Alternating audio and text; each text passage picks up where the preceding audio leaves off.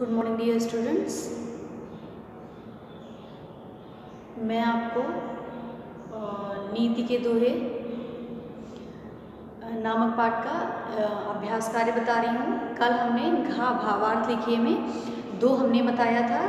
जो दिल खोजा आपना मुझसा बुरा न कोय, वो हमने बताया था। और उसके बाद फिर हमने आपको बताया था जो दिल खोजा आपना मुझसा बुरा न कोय, और दुर्बल को न सताइए जाकी मोटी हाय। अब हम आपको बताएंगे तीसरा घा में भावार्थ लिखिए। भावार्थ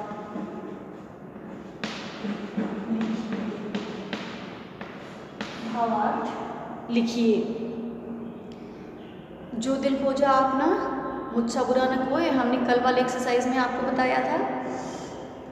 दुर्बल को न सताइए जाकी मोटी है, ये भी हमने आपको बताया था। अब हम आपको बताएंगे तीसरे से परमारथ के कारणे साधु धरा शरीर। तीसरा परमारथ के कारणे साधु धरा शरीर। इसका भावार्थ है दूसरों की भलाई करने के लिए साधु जन्म लेते हैं। दूसरों की भलाई करने के लिए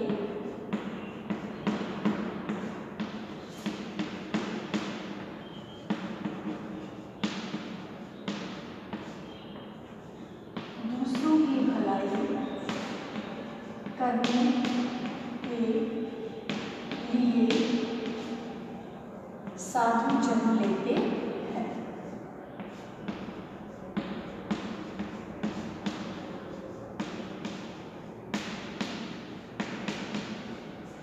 दूसरों की भलाई करने के लिए साधु जन्म लेते हैं, ये तीसरा है। अब आइए चौथे में।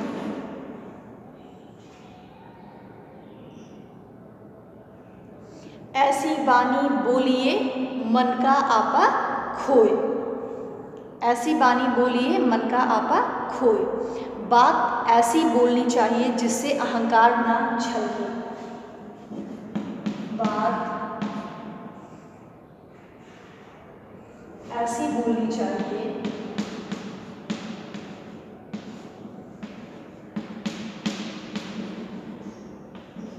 ऐसी बोलनी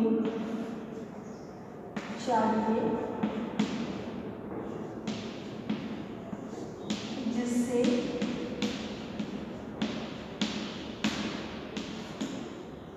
अहंकार ना झलके।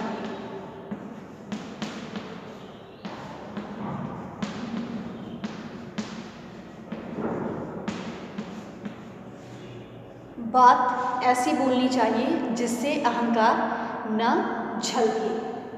फिर है पांचवा, बड़ा हुआ तो क्या हुआ जैसे पेड़ खजूर। बड़ा हुआ तो क्या हुआ जैसे पेड़ खजूर। तो इसमें आप लिखेंगे ऐसे बड़े व्यक्ति बनने से क्या फ़ायदा जो किसी की भलाई ना कर सके। ऐसे बड़े व्यक्ति बनने से क्या फ़ायदा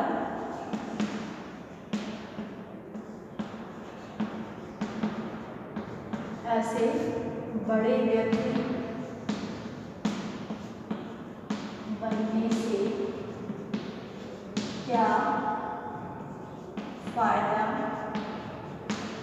ऐसे बड़े व्यक्ति बनने से क्या फ़ायदा जो किसी की भलाई ना कर सके। जो किसी की भलाई ना कर सके। ऐसे बड़े व्यक्ति बनने से क्या फ़ायदा जो किसी की भलाई ना कर सके। अब भावार्थ लिखिए, ये पूरा हो गया। अब आते हैं तत्सम शब्द लिखिए। तत्सम शब्द लिखिए। तत्सम लिखिए, तत्सम लिखिए। पहला है भस्म, ये होगा भस्म। दूसरा है वृक्ष, तीसरा है शरीर, शरीर।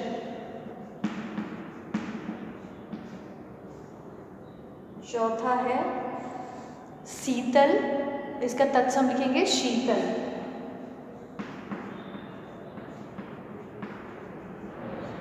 फिर पांचवा है वाणी, ये होगा वाणी।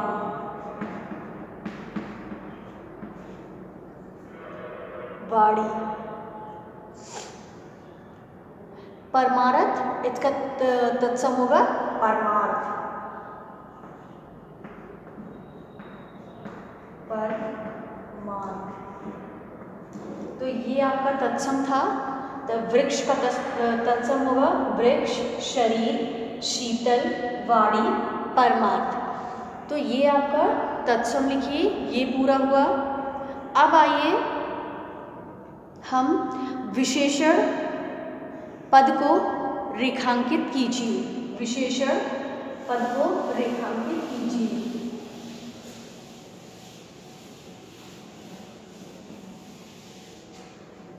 विशेषण पद को रेखांकित कीजिए। 4 विशेषण पद को रेखांकित कीजिए। विशेषण पद को रेखांकित कीजिए। विशेषण पद को रेखांकित कीजिए। पहला है बुरा आदमी। तो बुरा क्या है, वो विशेषण है, ये आदमी की विशेषता बता रहा है कि आदमी बुरा है। दूसरा है मुई खाल। तो विशेषण क्या है, मुई। मुई खाल कैसी है, मुई। फिर तीसरा है, ये दूसरा है आपका, पहला आपको बुक में दिया हुआ है। तीसरा है मीठी बानी। मीठी, तो मीठी क्या है, विशेषण है। बानी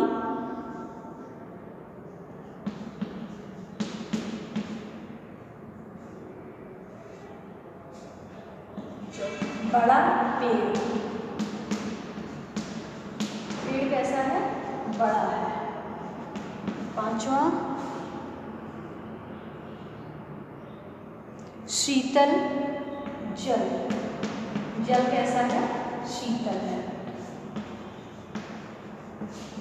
विशेषण मतलब होता है विशेषता बताना। जब हम किसी शब्द के विशेषता बताते हैं तो उसे हम विशेषण कहते हैं। विशेषण मतलब विशेषता बताने वाले शब्द। अब जैसे है बुरा आदमी, आदमी कैसा है, बुरा, तो ये उसका विशेषण बता रहा है, उसकी विशेषता बता रहा है। मुई खाल, तो यहाँ पे हम मुई को रेखांकित करेंगे। फिर है मीठी बानी। मीठी बानी, तो ये मीठी बानी पे, मीठी बानी कैसी है उसकी, मीठी है, तो ये उसकी विशेषता बता रहा है कि वाणी कैसी है, मीठी है। बड़ा पेड़, पेड़ कैसा है, बड़ा है। फिर जल कैसा है, शीतल है। जल कैसा है, शीतल है। तो ये आपका था पाठ 13 नीति के दोहे नामक पाठ से था। पाठ 13 नीति के दोहे।